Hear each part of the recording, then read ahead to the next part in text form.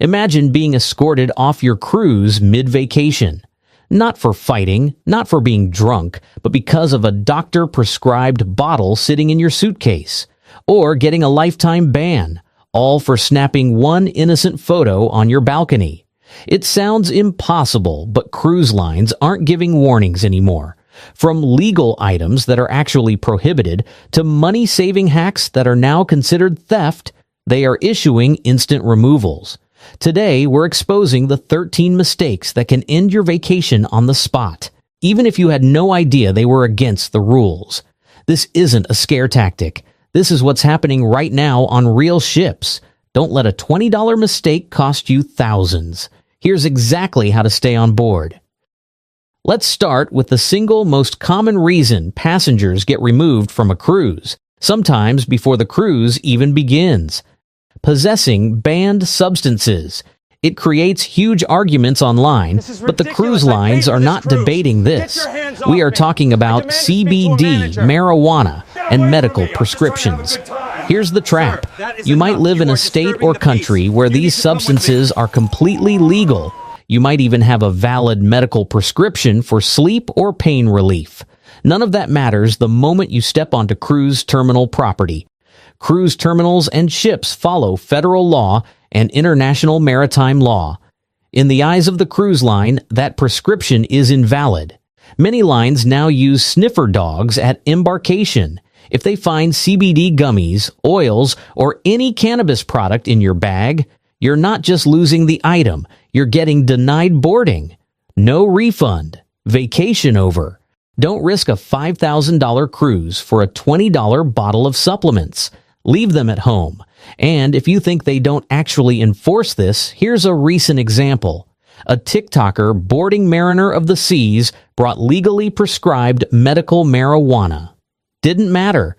Security reviewed it, and the senior officers decided he had to go.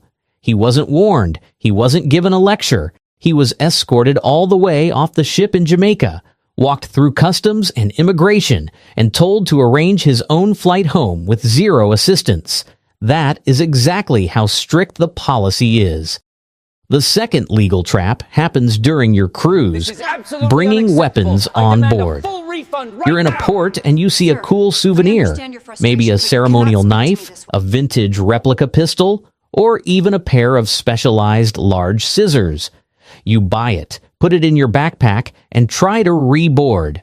When the X-ray machine spots it, you have a problem. While some security teams might just confiscate it and hold it until the end of the cruise if you try to conceal it, or if it violates the ship's specific prohibited items list, like pepper spray, which is illegal in many Caribbean nations, you can be detained by local authorities or denied reboarding. And remember, cruise lines consider weapons differently. The definition varies by cruise line, and failing to declare one, even accidentally, can lead to denial of boarding before the trip even begins. If you buy a weapon-like souvenir, declare it immediately to security before you put your bag on the belt. Honesty is the difference between a held item and a security threat. To round out this list of legal traps, we have the modern headache. Flying drones from the ship. Most cruise lines allow you to bring them, but you can only use them on land. If you try to launch a drone from the ship, even just to get a cool shot of the wake, you are violating international safety laws. It interferes with ship navigation and privacy. Best case, they confiscate the drone. Worst case, if you fly it near the captain's bridge or in a restricted port, you're off the ship at the next stop. Just keep it in the case while on board. Now we move to the gray area. These are the things passengers do to save money or time, thinking they are outsmarting the system. But the cruise lines have caught on, and their reaction is getting aggressive. Mistake number 4 is sharing the drink package. We've all seen it. One person buys the deluxe beverage package for $80 a day, and the other person stays sober but takes a sip of every cocktail. Or worse, the package holder grabs a beer, hands it off, and goes back for another 5 minutes later. You need to know that modern ships track the frequency of your orders, and bartenders are trained to spot pass-offs. If you get caught, they don't just say, "Don't do that." They will cancel your package without a refund, charge you full price for every drink you did consume, and in extreme cases of fraud, they can disembark you for theft of services. Related to this is mistake number 5, providing alcohol to minors. This is where people get confused by geography. You might think, we're in international waters, or the drinking age is 18 in this port, so I can buy my 19-year-old a beer. Nope. Most U.S.-based cruise lines, Royal Caribbean, Carnival, Disney, enforce a strict 21-plus drinking age everywhere, no matter what country you're near. Buying alcohol for a minor isn't a small rule break. It's a major liability issue. And here's the part most people don't know. The consequences don't just apply to the person who hands the drink to the minor. Carnival's contract explicitly says that if you buy or attempt to buy alcohol for someone under 21, the cruise line can disembark you and any adults traveling with that minor. One beer, one handoff, and your entire group can be removed at the next port with no refund and no help getting home. Cruise lines treat alcohol to minor violations as a serious safety and legal threat, not a mistake. But the fastest way to get kicked off before the ship even leaves the pier isn't alcohol. It's ego. Mistake number 6 is skipping or hiding during the mandatory muster drill. Seasoned cruisers often think, "I've been on 20 cruises, I know how to put on a life jacket." The captain does not care.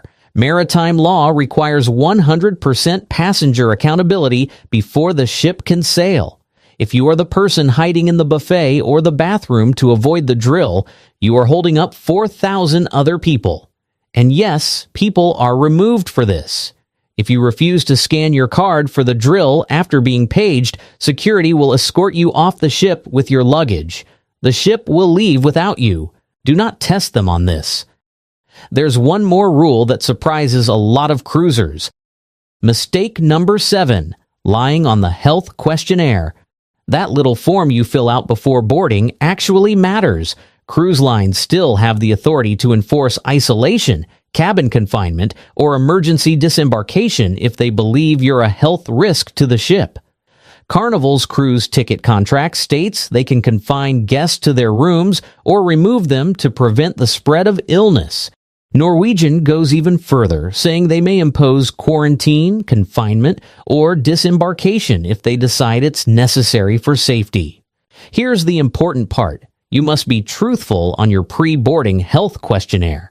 If you start feeling sick on board, contact the medical center instead of trying to hide it. Lying on the form or ignoring symptoms can be treated as a violation of the health policy. And yes, it can get you removed at the next port. It's rare, but it is within their authority, and the contracts spell it out clearly. If there is one thing that keeps a ship captain awake at night, it isn't storms, it's fire. That brings us to mistake number 8, smoking on balconies. You might think you are being sneaky by leaning over the rail or waiting until 2 a.m. to smoke or vape on your private balcony. You aren't. Cruise ships are equipped with sensitive smoke detectors and thermal cameras pointed down the side of the hull. They can spot a lit cigarette or a vape cloud instantly. And here's the part most people don't know. Cruise lines write this directly into their contracts.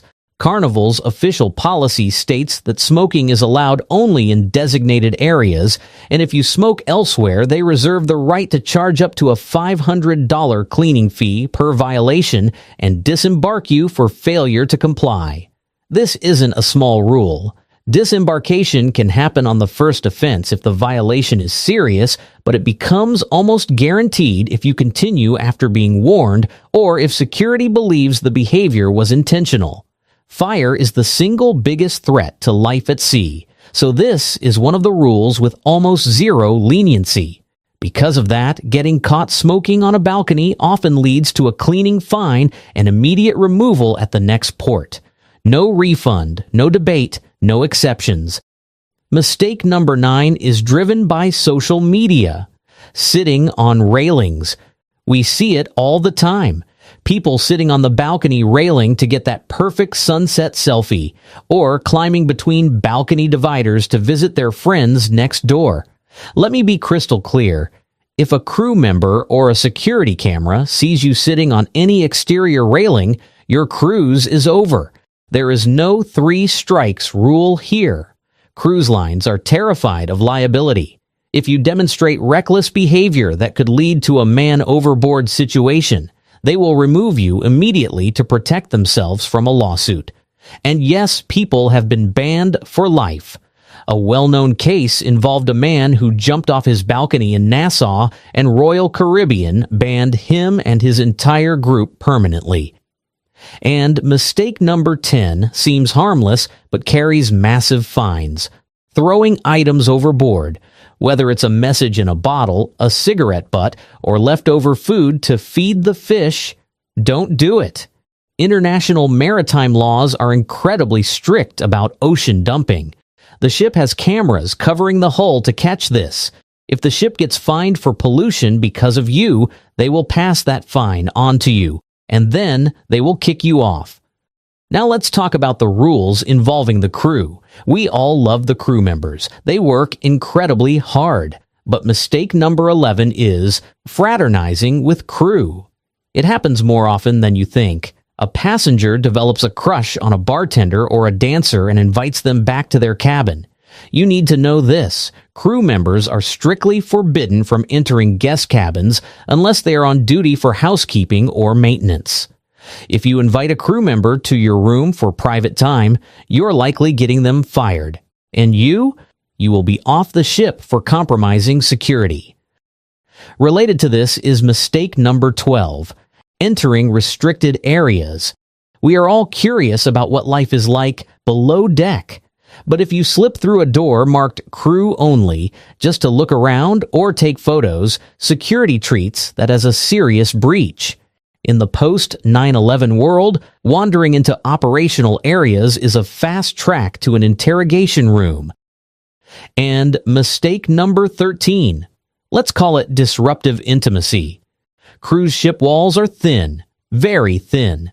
If your evening activities are loud enough to wake up the neighbors, security will knock on your door. It sounds funny, but if you continue after a warning, or if your behavior spills out onto the balcony in view of other ships or cameras, it becomes public indecency or guest disturbance. And yes, families have been removed for this. And for more serious behavior like fighting or assault, you may be temporarily held in the ship's brig until the ship reaches the next port. Yes, cruise ships do have holding cells. Finally, let's do the speed round. These are the common sense crimes that I hope none of you would ever commit, but they result in an immediate lifetime ban. Physical violence. 1 punch and you're in the ship's brig until the next port. Verbal abuse. Screaming at or threatening crew members is not tolerated. Theft. Stealing from shops or other passengers. Tampering with safety equipment. Touching lifeboats or pulling fire alarms. Pranks. Harassing people for social media views. Threatening self-harm. The ship considers you a medical liability and will disembark you for your own safety. And fishing off the balcony. Yes, people actually try this. Don't do it. And if you think cruise lines don't actually enforce these rules, here's a real example from just recently. A group of live streamers on Royal Caribbean's Harmony of the Seas started picking fights, harassing other guests, and causing repeated disturbances. Security didn't play around. 7 of them were removed from the ship mid-cruise and left in Honduras and Mexico to find their own way home. They had to pay for emergency transportation, hotels, and last-minute flights, thousands of dollars out of pocket, while the rest of the ship sailed on without them. Let that sink in. 1 night of stupid behavior cost them an entire vacation and a very expensive trip home. Cruise lines absolutely will remove you if you disrupt the safety or peace of the ship. Before we wrap up, there's one thing you need to understand about cruise rules. Every cruise line has a guest conduct policy, and when you book your trip, you legally agree to follow it. And here's the part most passengers don't realize. The captain and the ship's security team have full authority to decide whether any violation is severe enough for removal. That means you won't always get kicked off for breaking a rule, but you can be instantly if they decide your behavior threatens safety, security, or the comfort of other guests. No refund, no appeals process, no, let me talk to someone else. Cruise ships are private vessels under maritime law, and the captain's decision is final. Think of it like this. Breaking the rule doesn't always guarantee removal, but removal is always on the table. So please, don't let a moment of carelessness or a forgotten item in your luggage ruin the vacation you worked so hard for. Now I want to hear from you. Have you actually seen any of these things happen on a cruise? Let me know down in the comments below. I hope that you enjoyed this video. If you did, please give it a big thumbs up, subscribe to the channel, and I invite you to keep watching this video right here for more cruise tips. Until next time, have yourself a safe and a great vacation.